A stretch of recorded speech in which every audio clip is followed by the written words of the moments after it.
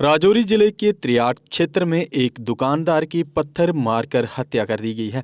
इस घटना से पूरे इलाके में शोक और आक्रोश फैल गया है। जानकारी के अनुसार त्रियाट में एक व्यक्ति ने दुकानदार पर पत्थर से हमला किया जिससे उसकी मौत हो गई। पुलिस ने इस मामले में हत्या का मामला दर्ज कर लिया है और जांच शुरू कर दी है। उधर मृतक दुकानदार के परिजनों का रो रो कर बुरा हाल है। घटना से गुस्साए परिजनों और अन्य लोगों ने सड़क जाम कर दी और न्याय की मांग करते हुए दोषी के खिलाफ सख्त कार्रवाई की मांग की। प्रदर्शनकारियों ने मांग की है कि हत्यारे को जल्द से जल्द गिरफ्तार किया जाए और उसे कठिन सजा दी जाए। पुलिस और स्थानीय प्रशासन के अधिकारी मौके पर पहुंचे गए हैं और प्रदर्शनकारियों को शांत कराने और उचित कार्रवाई का आश्वासन देकर सड़क खुलवाने का प्रयास कर रहे हैं। नहीं कि हमारे पुलिस वाला बोलने लगे कि ऊपर से पुलिस आती है नीचे 2 मिनट तक आप मौजूद जी भाग जाओ, और वो क्रिमिनल वहाँ से आधा किलोमीटर जहाँ तक आ गया। इतने टाइम में पुलिस नहीं, इतने टाइम में पुलिस ने सुनो मेरी बात, मैं बताता हूँ। ऐसे हो गया कि कल शाम कुछ 5:30 बजे के करीब दिन दहाड़े मंजूर अहमद का जो है यहाँ त्रियाट में कत्ल हो गया, और ये जो कत्ल हुआ है ये बिल्कुल पुलिस चौकी के गेट के सामने हुआ है।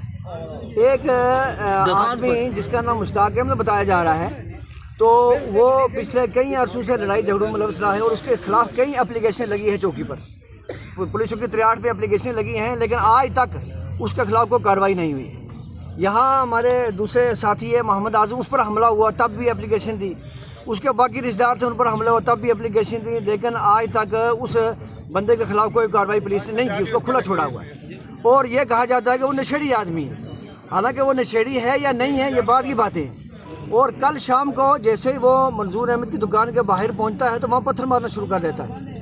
फिर मंजूर अहमद ने एक बार तो उसको वहाँ से भगाया या दूर किया, तो उसके बाद मंजूर अहमद ने पुलिस चौकी में फ़ोन किया कि भाई मेरे ऊपर कोई बंदा हमला कर रहा है, मुझे बचाने की कोशिश करो और मेरी मदद करो। लेकिन पुलिस का कोई भी बंदा जो है मंजूर अहमद के पास नहीं पहुंचा, हालांकि बिल्कुल गेट के सामने दुकान है मंजूर अहमद की।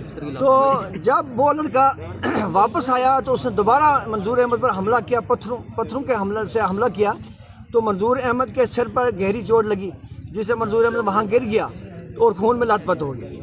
उसके बाद पुलिस वहाँ पहुँची है जब उसने मंजूर अहमद को सीरियस जख्मी कर दिया, तो बाद वहाँ पुलिस पहुँची है, उसके बाद वहाँ उठाया गया, उसको यहाँ से रेफ़र किया, लेकिन रास्ते में जाते ही मंजूर अहमद की डेथ हो गई। तो मेरी यहाँ की डिस्ट्रिक्ट एडमिनिस्ट्रेशन से ये गुजारिश है, और ख़ासकर पुलिस एडमिनिस्ट्रेशन के जो हमारे सीनियर ऑफिसर साहिबान हैं, कि दिन दहाड़े पुलिस चौकी के सामने एक आम शहरी का अगर कत्ल किया जा रहा है तो हम लोग बाकी लोग अपने आप को कैसे सेफ समझेंगे। तो यहाँ बिल्कुल जो है पुलिस एडमिनिस्ट्रेशन की लापरवाही है, इनकी लापरवाही की वजह से इस आदमी का कत्ल हुआ है।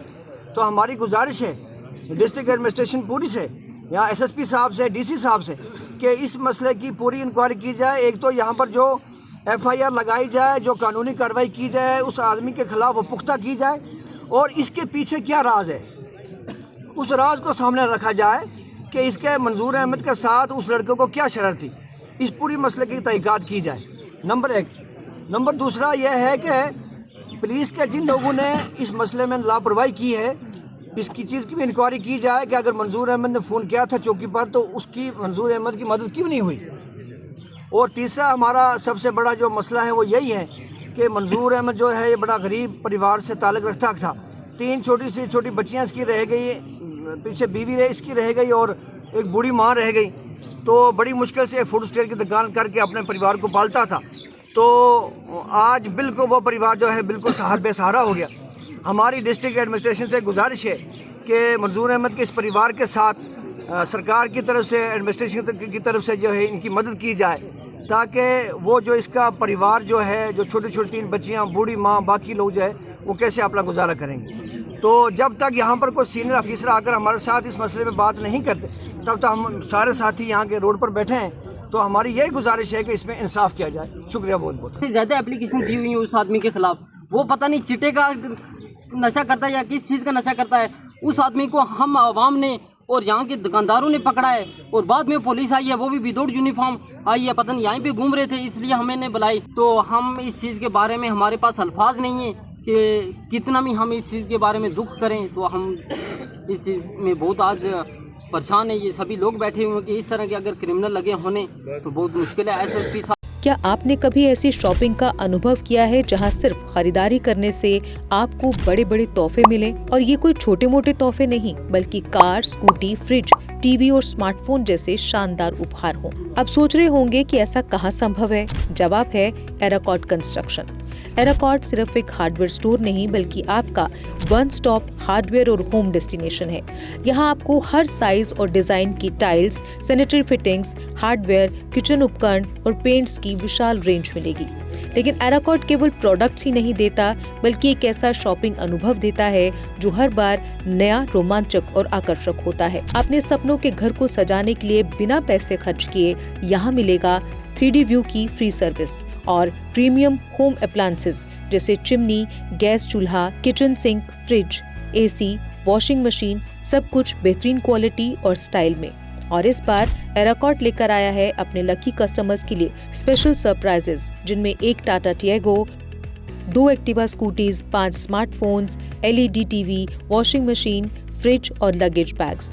तो देर किस बात की, आइए शॉपिंग करें, एक्सप्लोर करें और अपने सपनों के बड़े बड़े तोहफे जीतें, सिर्फ एराकॉट कंस्ट्रक्शन में, जहां हर शॉपिंग होती है कमाल की और मिलती है फ्री डिलीवरी भी।